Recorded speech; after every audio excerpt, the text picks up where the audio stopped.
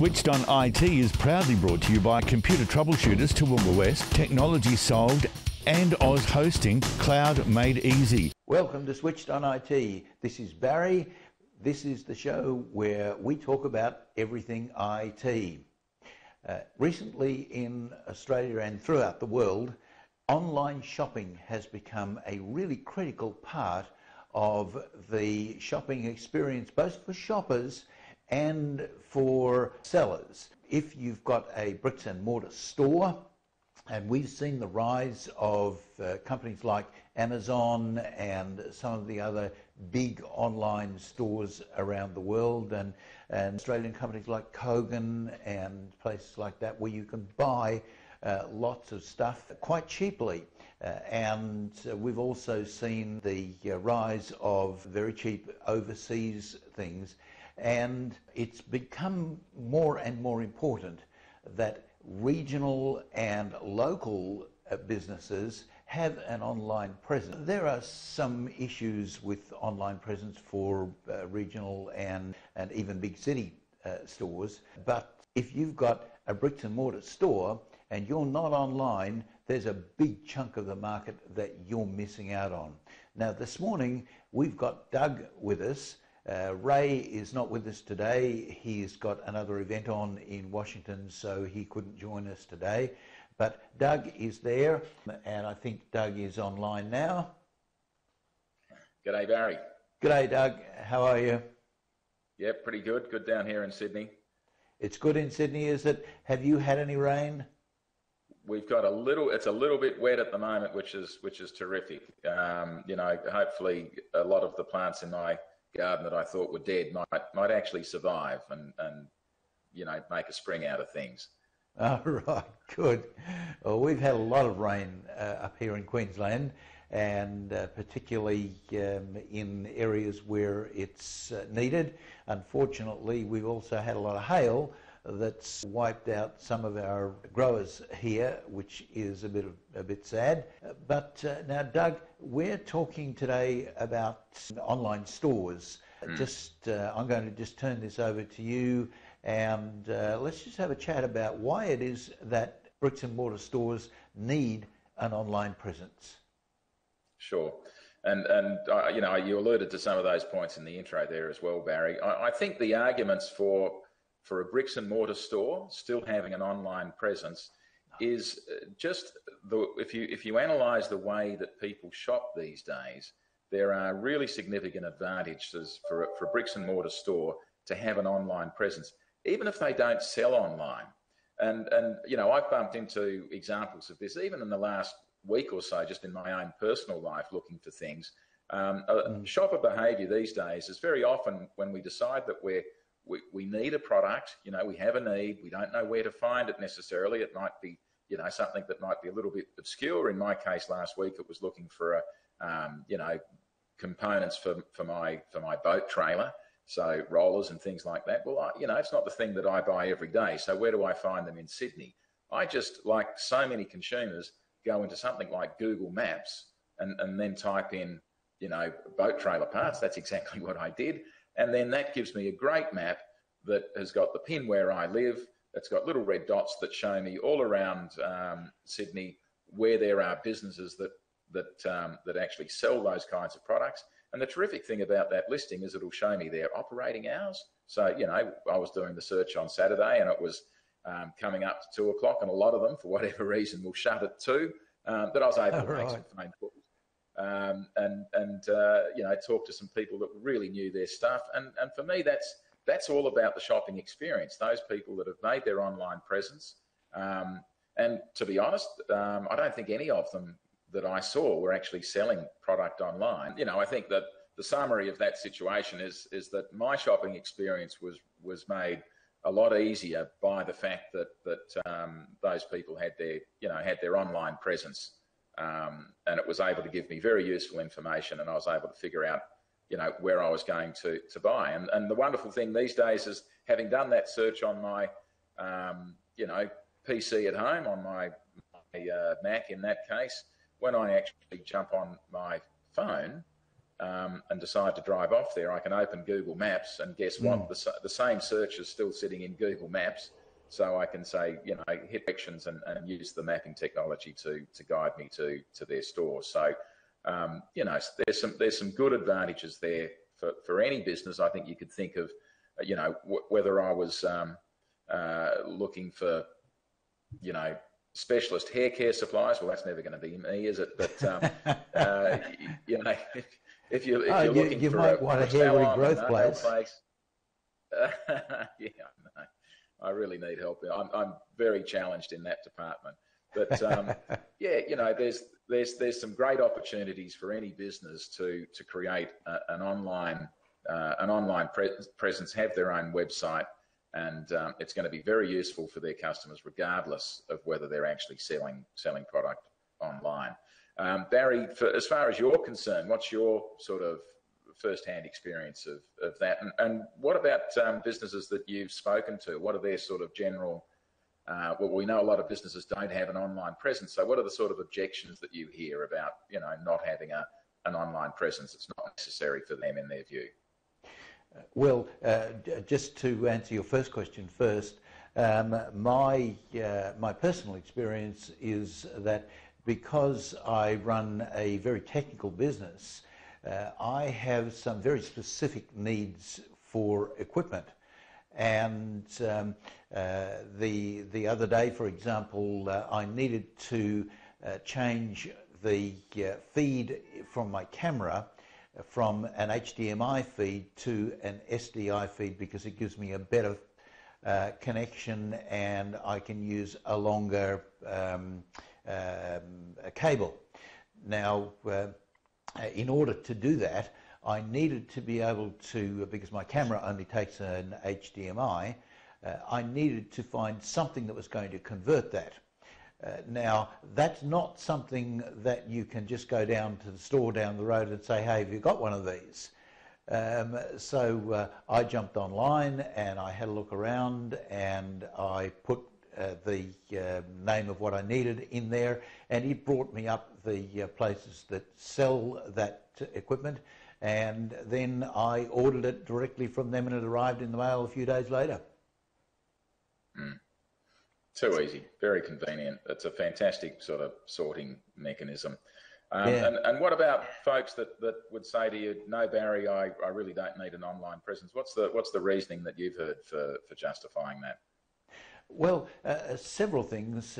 One is that people have said to me, oh, no, I wouldn't have an online presence because I can't compete against the Chinese companies. I had a bicycle company at one time that I was trying to get online, and they said to me, no, we don't want an online store because people won't buy bicycles online, and if they do, they're going to buy them from China where they can get them a heck of a lot cheaper anyway.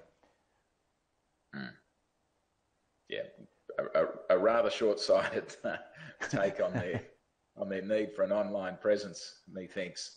And what about the other sort of forms of online presence, social media?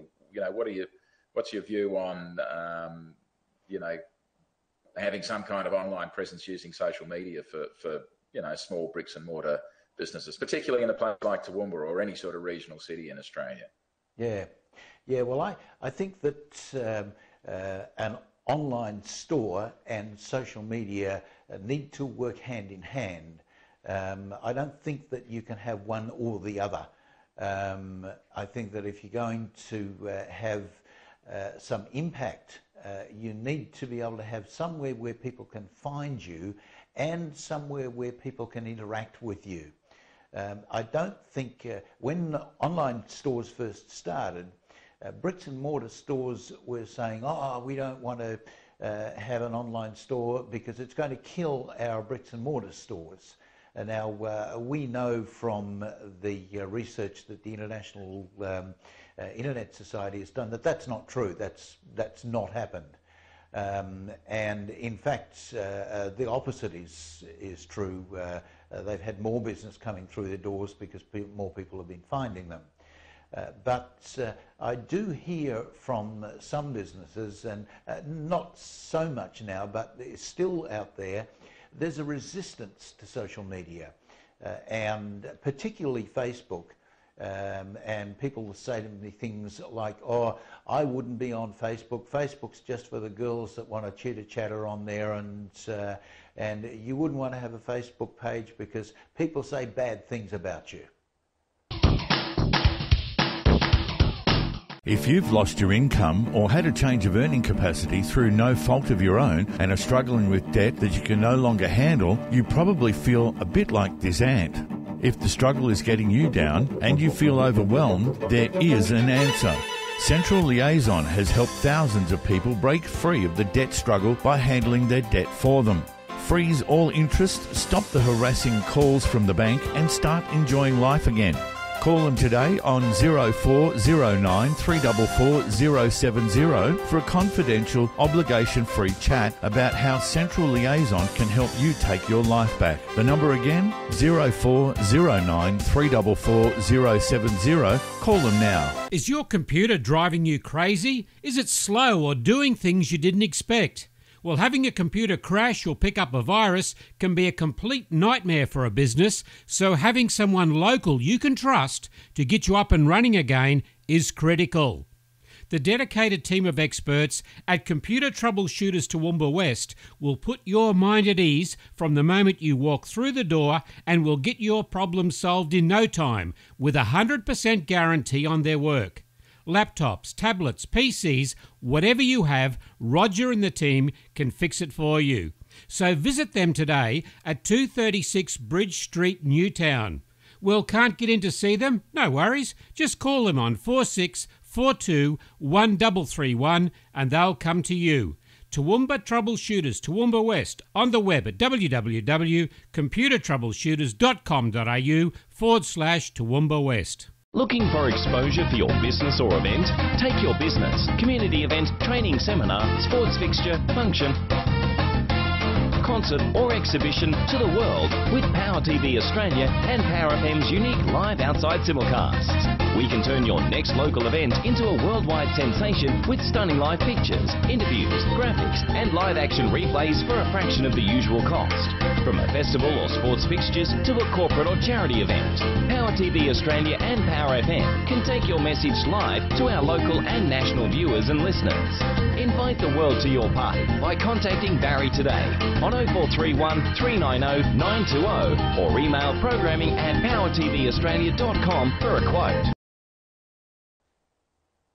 Yeah, and I think that's interesting, because I think one of the things about Facebook is that if you don't have a Facebook page for your business, they'll say bad things about you in their own Facebook account. You don't know about it potentially, and you've got no way of refuting it. Whereas if you do have a Facebook page for your business, then, sure, they might come back in there and complain about, their experience or a product or a service, whatever it might be. But at the very least, you've got the opportunity to actually respond to that. And if it's a reasonable person, then, you can resolve something. Maybe it's resolving it in public, but I think everybody knows that a business doesn't have 100% happy customers, and sometimes the customers are impossible to make happy. And I think that most people have a little bit of forgiveness for businesses making a genuine attempt to resolve a customer issue, whether they've whether it's sort of the business's fault or not. It's how they go about it, how they communicate, the care and concern they display. That's all part of your brand and your profile. And guess what? If there's just no pleasing that individual, if they've been complaining on your Facebook page, you can curate it. So you can actually remove posts because, they're either abusive or untrue or something like that. You've still got that ability. So, I think definitely for any business, Facebook is a terrific opportunity to have an online dialogue that you don't get with your website. Your website typically is going to be, maybe it's going to have a hyperlink, contact us, and you can send an email or something like that. But it's not sort of it's not built for that sort of dialogue unless you've, especially gone out and got some kind of, online chat service or something like that. But that's a whole, that's a whole nother thing. But definitely I'd agree with Facebook. And have you had much exposure to businesses using Instagram, Barry? Not so much sales places. Lots of places like, I suppose a framing business, a picture business, something like that.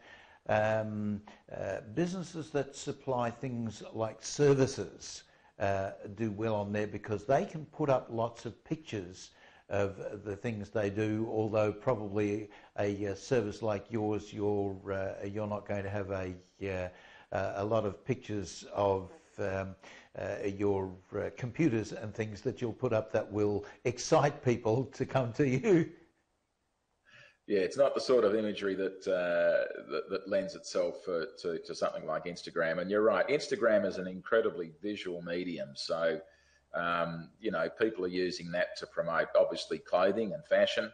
Hair salons always are sort of continually posting Instagram images of clients that are coming in. That's often quite, flattering for the client, but it's also great business for the salon themselves.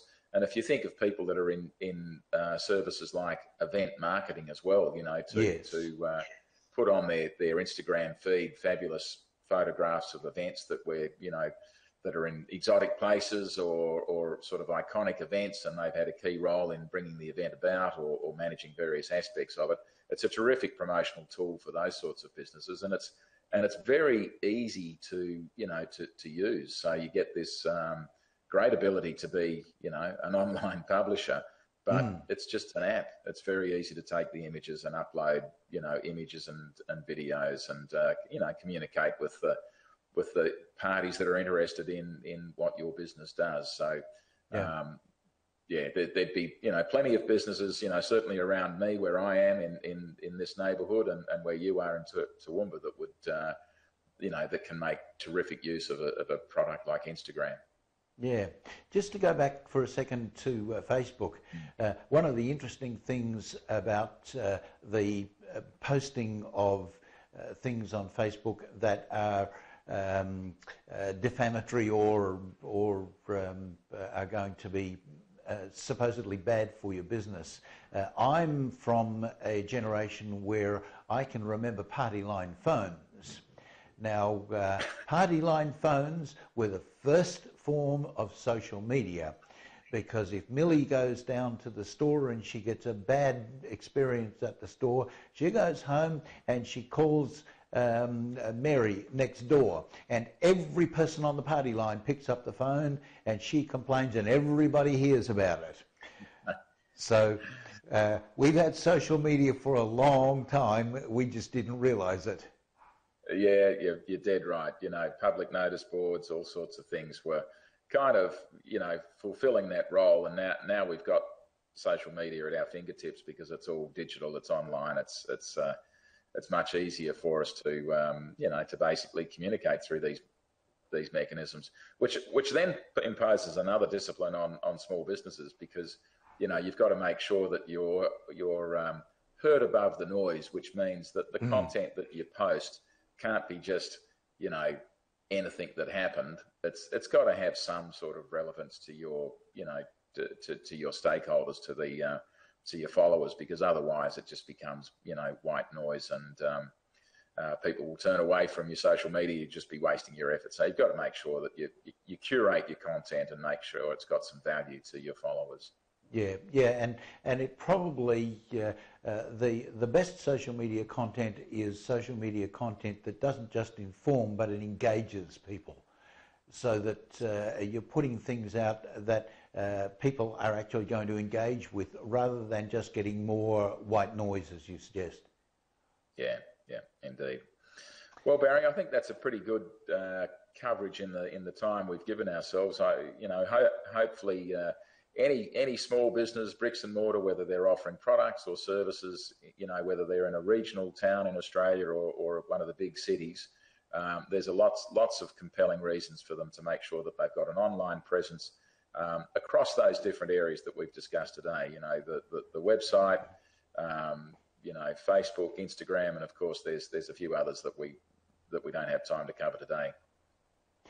One of the just popped into my head as you're talking then, one of the most interesting reasons for not having an online store that I got a long time ago now from a news agency was I don't want to have an online store because if I have an online store, more people will be buying for me and I'll have to pay more tax. Wow. Okay. That's a good one, isn't it? That's a beauty. They're probably not around anymore. Yes. Okay. Well, now, any final things that you want to add to that, Doug?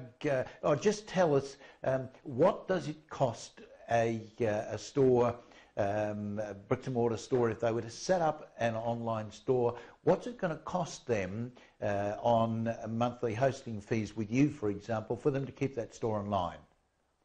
Yeah, there's, basically they'd be looking at our most popular plan that small businesses tend to run for is $130 a year. And that basically covers everything. It gives them a website that could run into hundreds of pages, unlimited bandwidth, and they can use any of the popular content management systems. Most of them would be using WordPress in a situation like that. Now, they obviously have the cost of either hiring a developer or the cost of their own time in building out their WordPress website, but that's another factor to consider. But also bundled into that $130 a year service is that it also includes a very sophisticated backup and monitoring tool, so that they'll be alerted if their website ever goes offline, and any content management system, our hosting platform will stay live, but code is never perfect, and yes. Websites can go offline. They'll always get alerts for that, and our backup system is actually in a completely different data center to where the web servers are, and it will automatically hold 30 versions of their website and any databases that they've created to run their website. So it's always very easy for them if they make a mistake, and people always do, to roll back to the last good version of their website and start their work again, and not lose a lot of work. Most people would just jump in and do a quick tactical backup before they make any changes, and then they've got a simple rollback point, from there. So, very cheap, $130 a year, but very safe and secure because you've got those rollback options and monitoring. Terrific. Okay, so really once somebody's got a website built for even a small business, they've actually covered their costs with a couple of sales. Oh, easily. Yeah, absolutely. Yeah. You only have to have a few sort of Google searches and come up on a Google map, and they roll in there. You probably won't even know that they've found you because they were using Google Maps, and if you asked them and they said Google Maps, you probably might not even put two and two together. But it can give you a very swift payback. You're absolutely right. Yeah. All right. That's terrific. The only last thing that I've got to say now is that I made a comment before about social media. In terms of online stores, another thing that I remember from my past is that on a Saturday, my father used to get on the phone and call the grocer and say to him, Luigi, I need this and this and this and this, please, can you get them ready for me? And then he would jump in the car, drive down to the store and pick them up. That's online shopping. Yeah, it was. Yeah. Yep. We do it all the time. I did it the other day. I placed an order with a liquor company, and it was pickup. So we're doing the same thing, aren't we? Yes.